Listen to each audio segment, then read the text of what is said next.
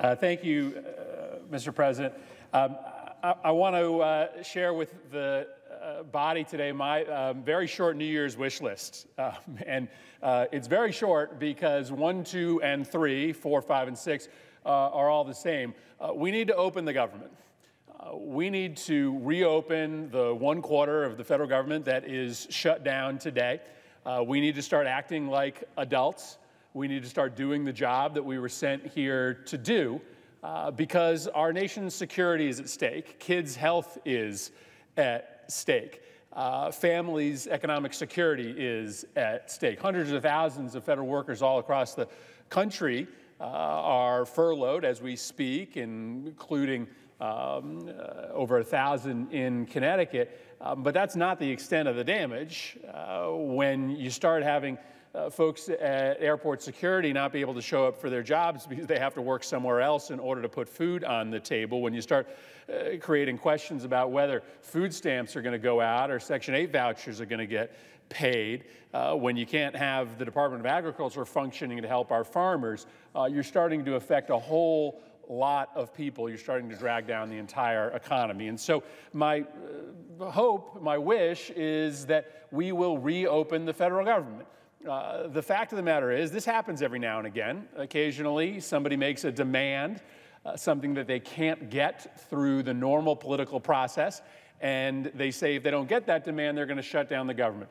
Every time I've been through one of these, it's the party making the demand that eventually relents, because we tend to all agree that that's not a way, that's not the proper way in order to try to get what you want in the United States government.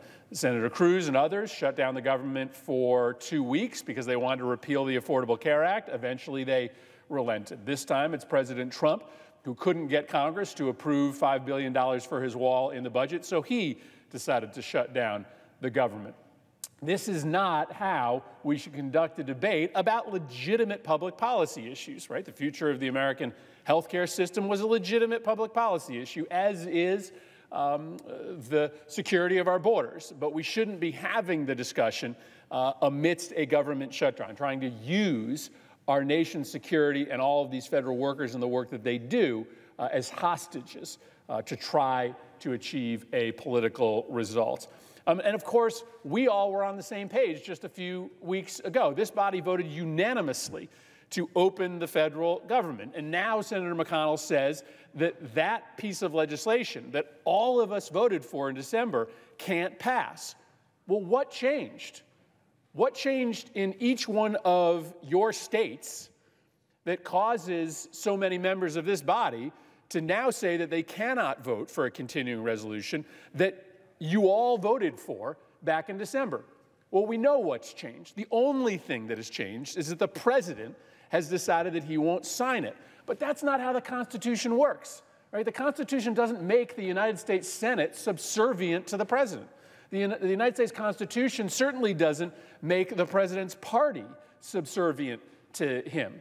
No one here has to follow the orders of President Trump, especially when he's doing something that's bad for the nation. We could bring up that same bill that reopens the government, at least temporarily. We could all vote the same way that we did back in December. We could send that bill to the House of Representatives and admit that the president shouldn't dictate our votes. Just because his position changed doesn't mean that Senate Republicans' position should have changed.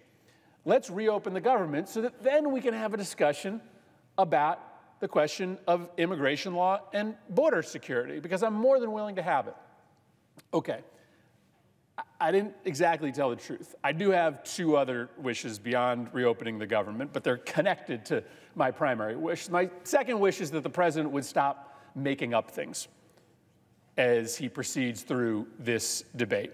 The worst of his lies was the idea that there were 4,000 known or suspected terrorists that came across our southern border.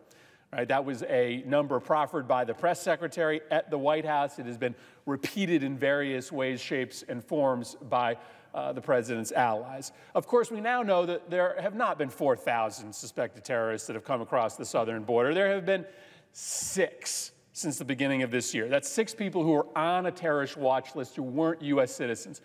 You know how many people who fit that description came across the northern border in the first 6 months of this year? 41.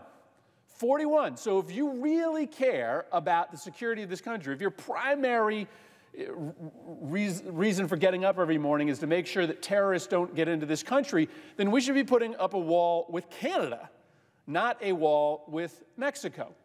The second fiction is that all of these drugs coming to the United States are crossing the U.S.-Mexican border at places where there isn't a wall. That's not true either.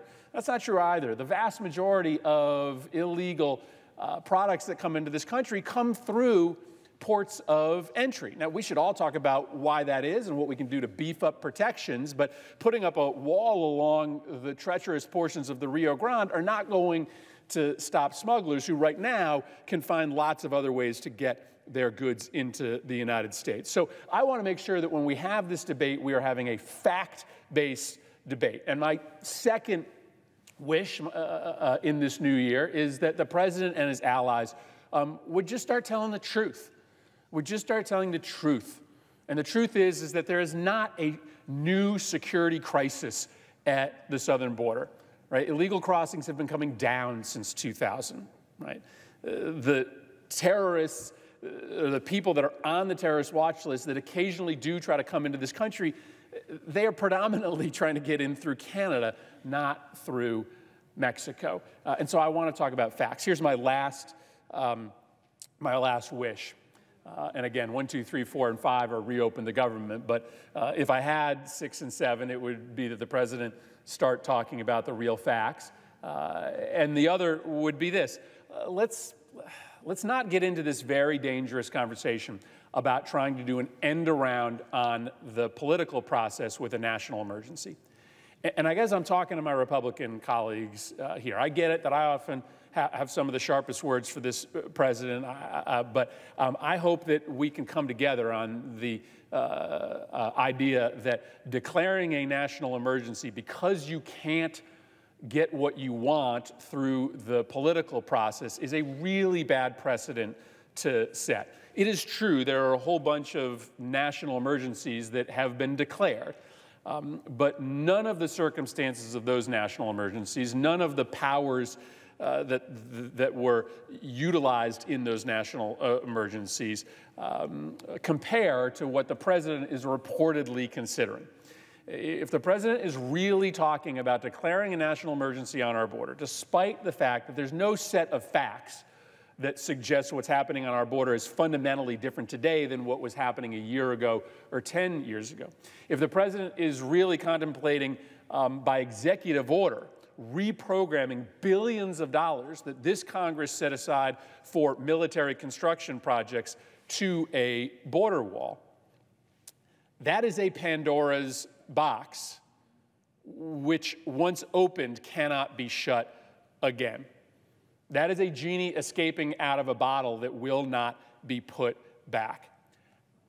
I said in jest last night that if President Trump can use a national emergency declaration to build a border wall, what would stop a Democratic president from declaring a health care emergency and passing and declaring a national emergency to create a single-payer health care system in this country?